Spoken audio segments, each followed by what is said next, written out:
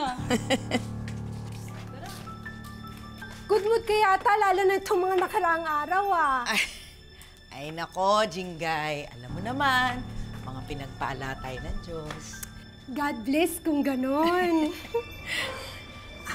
Dahil ba yan sa nabalitaan namin na nag-iba na ang testimonya ng witness sa kaso mo at hindi na ikaw ang dinadawit?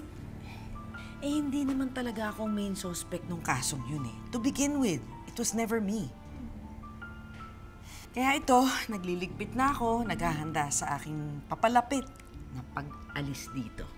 Swerte mo talaga, Moira. Mukhang makakalabas ka na. Ano naman ang una mong gagawin pag nakalaya ka na? Gagantihan mo ba yung mga nagpakulong sa'yo? Ay, huwag mo sabihin yan, bad yan. Ayaw na mga nasa heaven yan, no? Pag alis ko dito, una ko pupuntahan yung asawa ko. Aayusin ko yung lahat. Bubuuin ko ulit ang pamilya ko, alang-alang sa anak ko. Maganda yan, Moira. Lalo kang pagpapalain ng Diyos. Sana matupad lahat ng pinaplano mo. O sige, hindi na kita abalahin. Sige, sige. Sige, sige. Tama ba yung narinig ko? Magbabago ka na. Ano sa tingin mo?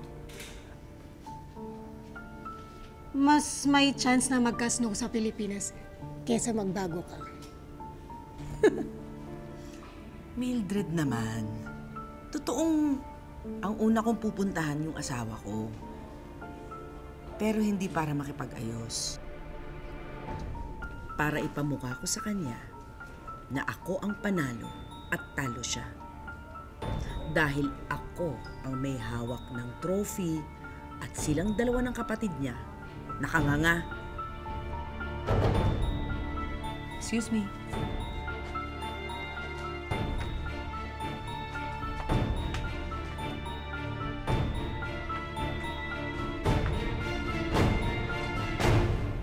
Boss, okay na. Ako na bahala rito. Pasensya na, sige na. Sige po, pasensya na po. Upo na kayo. Buka mo na, kain tayo. Tapang talaga ng Justin na yun. Buka mo na, kain tayo. Sigurado nagutom ka dun. Oh, saan ka papunta? Dax, talaga ba? Pagkatapos ng lahat nangyari, may gana ka pa kumain? Sayang naman, nandito ka na. Halika na, kumain muna tayo. Mukha ka. Dax, hindi mo ba naiintindihan? Paano ko nagsumbong si Justin? Ha? Lalo lang nila akong pagdududahan. Paano kung masira yung planong makalaya si Mami? Hindi mo ba naiintindihan yun? Wala na silang magagawa doon. Dahil matibay yung ebidensyang pinakita ko. Dax, hindi mo kilala yung pamilya ko. Magaling sila mag-imbestiga, lalo na si Annalyn at si Tita Giselle. Ayoko naman sa akin na naman mapunta yung spotlight. Huwag ka mag-alala. Akong bahala, tutulungan kita. Sisiguraduhin kong hindi ka nila pagdududahan. Sige na, upo ka na. Kumain muna tayo. Waiter! Order kami.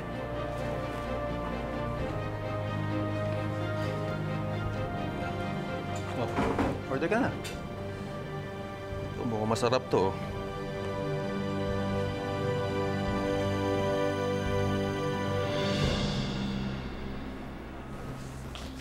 Annalyn! Tita!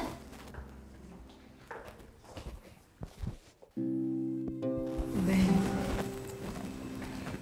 Annalyn, pasensya ka na. Ngayon lang ako nagkaroon ng panahon na bisitahin ng nanay mo. You know, I've been so preoccupied with the new development sa kaso ni Papa. Okay lang po yun. Ako nga po, nabigla po nagbago ng statement si Dax eh. Yeah. Ate, hindi ko maisip kung paano nagawa ni Carlos. At sabi ni Dax, kaya daw pinakidnap ni Carlos si Papa ay dahil nalaman ni Papa nakasal pa ito kay Irene. So parang pinipigilan ni Carlos na magsalita si Papa kay Lynette. Ah, kaya po pala nung nagising po si Lolo, tinuturo niya po si Doc Carlos. Naalala niyo po ba yun? Yeah, I remember that time. But I I still find that reason too flimsy to take into consideration. Para magawa ni Carlos yun sa papa. Di pa rin eh. Ngayon ko lang naisip, ate, na pwede pala niya gawin yun. Kung nagawa nga niya na patayin si Irene at saktan si Lynette, paano na kaya si Papa na hindi niya kaano-ano? I don't know, Beng. Minsan gusto kong maniwala na baka nga si Carlos ang dahilan, but another side tells me no. Malamang si Moira o kaya si Zoe ang may kinalaman sa pagbabago ng statement ni Dax. But anyway, let's not talk about that topic muna. I'm here for Lynette. Kana, samahan mo ko sa mama mo? Sige po. Tay. Tay.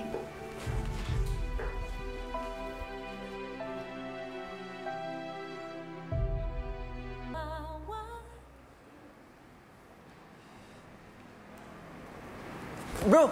Hari! Kamusta? Uy, Regan. Dadala mo yung ba si Tita Lynette? Ha? Bakit? Ano nangyari kay Tita Lynette? Di mo alam? Inoperahan si Tita Lynette sa ulo. Nagkaroon siya ng, ano yun? Hematoma. Si Annalyn nga yung nag-opera sa kanya eh. Sa dami kasi nangyari, hindi ko nabalitaan yan eh. O sige, pupunta ako na lang si Tita Lynette mamaya. Sige. At teka, alam mo ba kung nasan si Zoe? Bakit may nanap si Zoe? Harry, hinahanap mo si Zoe? Yeah. Alam mo ba kung nasan si Zoe? Well, if you're looking for Zoe, baka wala siya dito. Masyado siyang busy sa bago niyang love life. May love life si Zoe? Oo, si Dax. Yung witness na nagtuturo sa daddy mo na mastermind sa pag-gandap sa loto ko. What?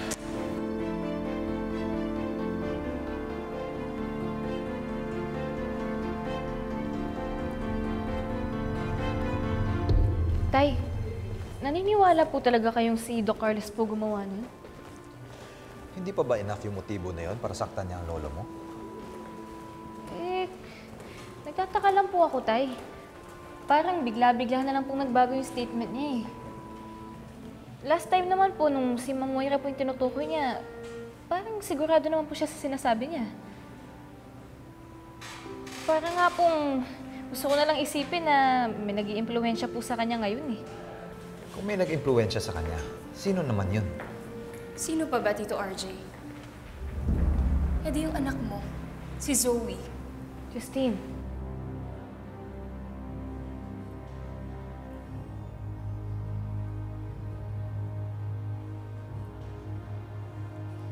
Paano mo nasabi na may kinalaman si Zoe sa pagbabago ng testimony ni Dax? Because they're dating.